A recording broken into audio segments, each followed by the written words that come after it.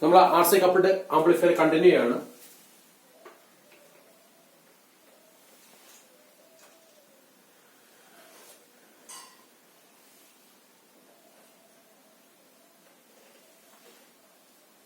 ഇനി നമ്മള് ഈ ഔട്ട്പുട്ട് കപ്ലിംഗ് കപ്പാസിറ്റർ ഫംഗ്ഷൻ എന്താണെന്ന് പഠിക്കണം.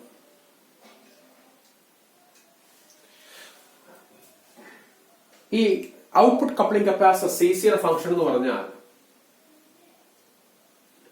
to connect output signal to load resistor.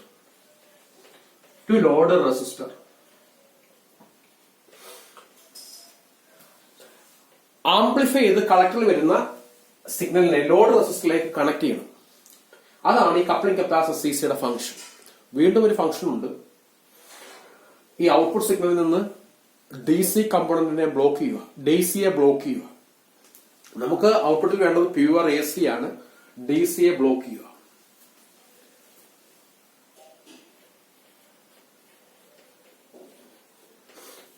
Okay, ഇനി നമ്മൾ അറിയേണ്ടത് what is the function of bypass signal, bypass capacitor.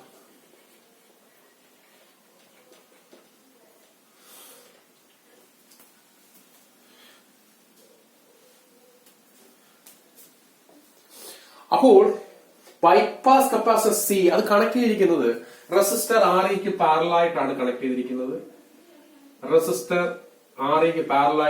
Connect ചെയ്തിരിക്കുന്നത്. ഇതിന്റെ ഫംഗ്ഷൻ എന്ന് പറഞ്ഞാൽ നമ്മൾ AC സിഗ്നൽ കൊടുക്കുമ്പോൾ AC signal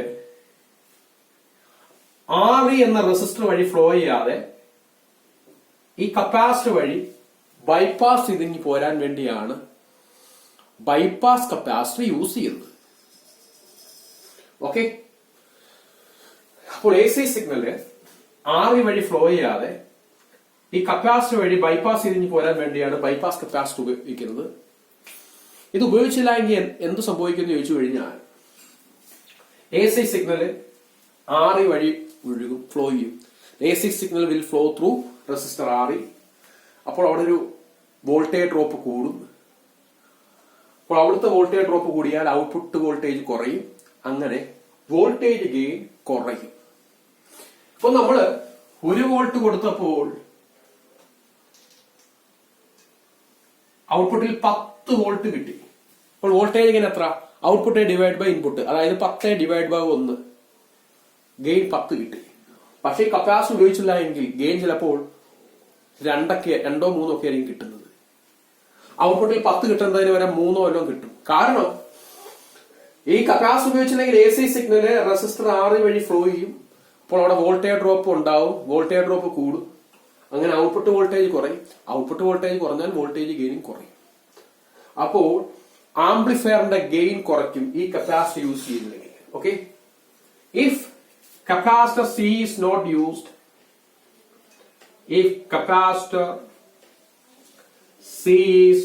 used, gain of the amplifier will be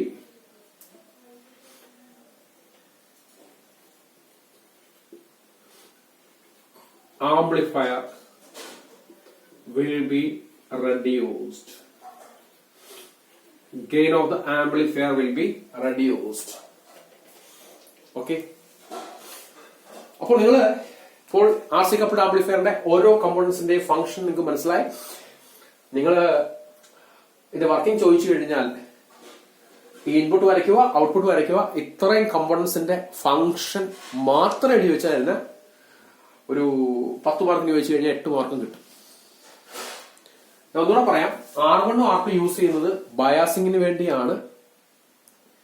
RE ഉപയോഗിക്കുന്നത് സ്റ്റെബിലൈസേഷന് വേണ്ടിയാണ്. ഉപയോഗിച്ചില്ല എങ്കിൽ ടെമ്പറേച്ചർ കൂടുമ്പോൾ കളക്ടർ കറണ്ട് കൂടും, തെർമൽ റണ്ണവയൊക്കെ സംഭവിക്കാൻ ചാൻസ് ഉണ്ട്. അതിൽ നിന്നൊക്കെ ട്രാൻസിസ്റ്ററിനെ പ്രൊട്ടക്ട് ചെയ്യുന്നു. അങ്ങനെ സ്റ്റെബിലൈസേഷന് വേണ്ടിയാണ് RE ഉപയോഗിക്കുന്നത്. കപ്പാസിറ്റർ CB ഉപയോഗിക്കുന്നത് ഇൻപുട്ട് സിഗ്നലിനെ ആംപ്ലിഫയറിന്റെ ബേസിലേക്ക് കണക്ട് ചെയ്യാൻ വേണ്ടിയാണ്. ഇത് ഉപയോഗിച്ചില്ല എങ്കിൽ നമ്മൾ ഇൻപുട്ട് സിഗ്നൽ കൊടുക്കുന്ന ഇത് ഫംഗ്ഷൻ ജനറേറ്ററിൽ നിന്നാണ് സൈൻ വേവ് എടുക്കുന്നത്. ആ ഫംഗ്ഷൻ ജനറേറ്ററിന്റെ റെസിസ്റ്റൻസും ആംപ്ലിഫയറിന്റെ ഇൻപുട്ട് റെസിസ്റ്റൻസും പാരലായിട്ട് വരും. 2 റെസിസ്റ്റൻസ് പാരലായിട്ട് വന്നാൽ ആംപ്ലിഫയറിന്റെ ഇൻപുട്ട് റെസിസ്റ്റൻസ് റെഡ്യൂസ് ചെയ്യും. അപ്പോൾ ബയസിംഗ് കണ്ടീഷൻ മാറും.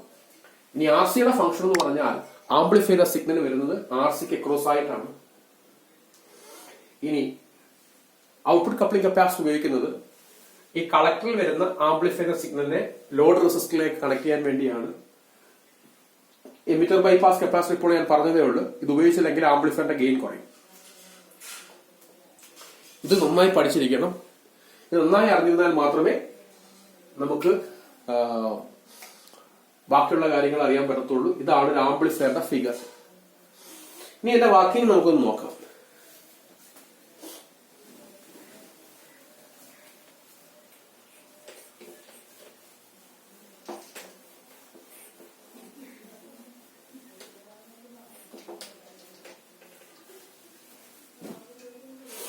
ഇവിടെ നമുക്കറിയാം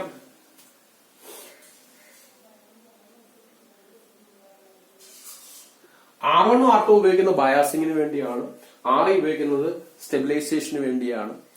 അപ്പോൾ ക്യൂ പോയിന്റിനെ നമ്മൾ ഫിക്സ് ചെയ്യുന്നത് ആക്റ്റീവ് റീജിയനിലായിരിക്കും. Q point is fixed in active region. Active റീജിയനിൽ ഫിക്സ് ചെയ്യും. ക്യൂ പോയിന്റിനെ ആക്റ്റീവ് റീജിയനിൽ ഫിക്സ് ചെയ്യും. നമ്മളിനി ഇൻപുട്ട് സിഗ്നൽ കൊടുക്കുന്നു. Okay, input signal is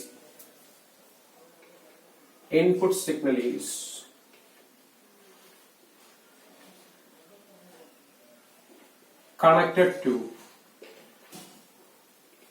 base through capacitor C.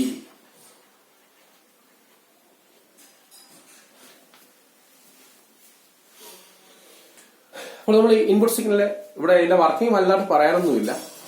നമ്മൾ ഈ കമ്പോണൻസിന് ഇത്രയും ഫംഗ്ഷനാണ് ഇത്രയും ഏറ്റവും ഇമ്പോർട്ടന്റ്. വർക്കിംഗ് വലുതായിട്ടൊന്നുമില്ല. നമ്മള് പോസിറ്റീവ് ഹാഫിൽ നമുക്കറിയാം, പോസിറ്റീവ് ഹാഫ് സൈക്കിളിൽ എന്ത് സംഭവിക്കുമെന്ന് ചോദിച്ചു കഴിഞ്ഞാൽ ബേസ് കറണ്ട് കൂടും, ബേസ് കറണ്ട് കൂടും. അതായത് നമ്മളിപ്പോ പോസിറ്റീവ് ഹാഫ് കൊടുക്കുമ്പോൾ ട്രാൻസിസ്റ്ററിന്റെ ബേസ് വരുമ്പോൾ ബേസ് കറണ്ട് കൂടും. നമുക്കറിയാം കളക്ടർ കറണ്ട് എന്ന് പറഞ്ഞാൽ ബീറ്റ ടൈംസ് ബേസ് കറണ്ട് ആണ്. അപ്പോൾ കളക്ടർ കറണ്ടും കൂടും. ബേസ് കറണ്ട് കൂടിയാൽ കളക്ടർ കറണ്ട് കൂടും. കളക്ടർ കറണ്ട് കൂടിയാൽ ICRC കൂടും. ICRC കൂടും. ICRC കൂടിയാൽ ഈ VC ഡിക്രീസ് ചെയ്യും.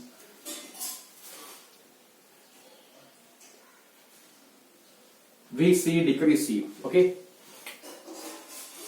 ഇനി നിങ്ങൾ അറിയേണ്ട ഒരു കാര്യം എന്ന് പറഞ്ഞാൽ, ഞാനിപ്പോ പറഞ്ഞത് പോസിറ്റീവ് ഹാഫ് കൊടുക്കുമ്പോൾ ട്രാൻസിസ്റ്ററിന്റെ ബേസിലെ ബേസ് കറണ്ട് കൂടും. ബേസ് കറണ്ട് കൂടിയാൽ കളക്ടർ കറണ്ട് കൂടും. കളക്ടർ കറണ്ട് കൂടിയാൽ IC × RC കൂടും.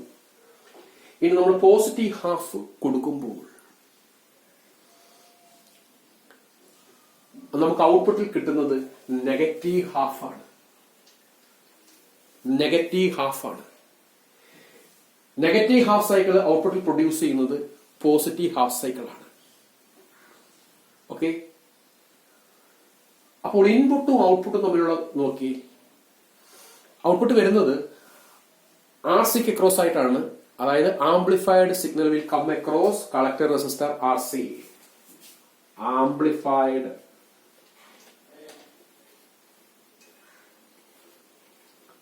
will come across collector resistor RC. ഇനി compare input signal and output signal. Amplified സിഗ്നലും ഇൻപുട്ട് സിഗ്നലും കൂടെ നോക്കുക.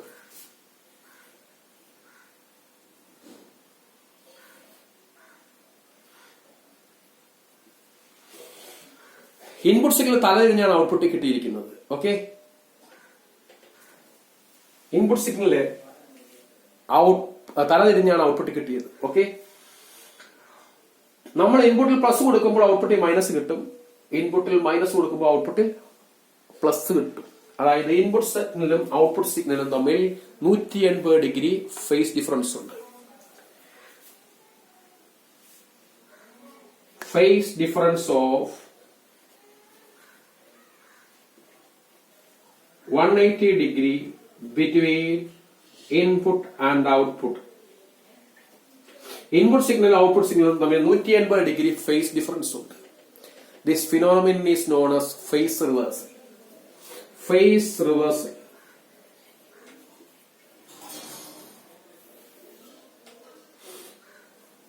Face reversal.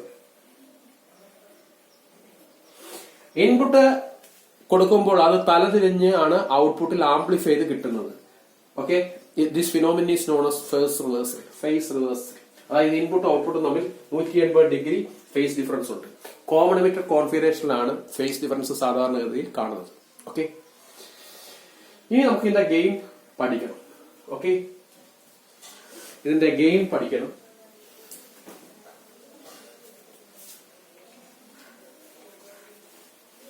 ആംപ്ലിഫയറിന്റെ ഗെയിൻ എത്രയാണ്?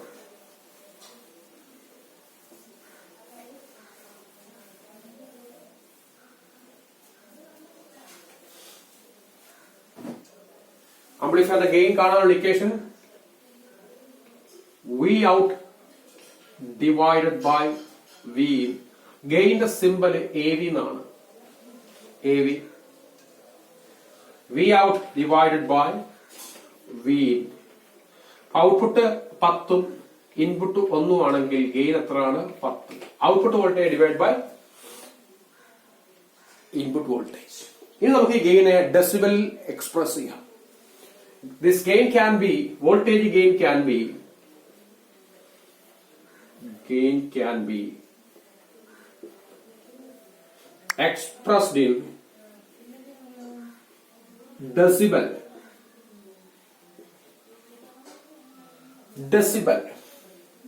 Voltage gain decibel express here.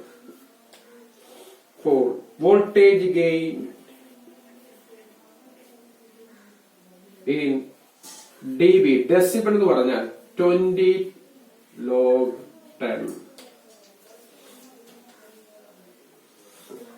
V out divided by V. ഇപ്പോൾ ഡെസിബൽ വോൾട്ടേജ് ഗെയിൻ കാണാനുള്ള ഇക്വേഷൻ ഇങ്ങനെയാണ്: 20 log 10 V out divided by V. നമുക്ക് വേണമെങ്കിൽ വോൾട്ടേജ് ഗെയിനെ ഡെസിബൽ എക്സ്പ്രസ് ചെയ്യാം. വോൾട്ടേജ് ഗെയിൻ ഡെസിബൽ എക്സ്പ്രസ് ചെയ്യാം. Equation 20 log 10 V out divided by V. ഇത്രയുള്ള RC coupled amplifier. This is very very important, especially function of these components. Okay.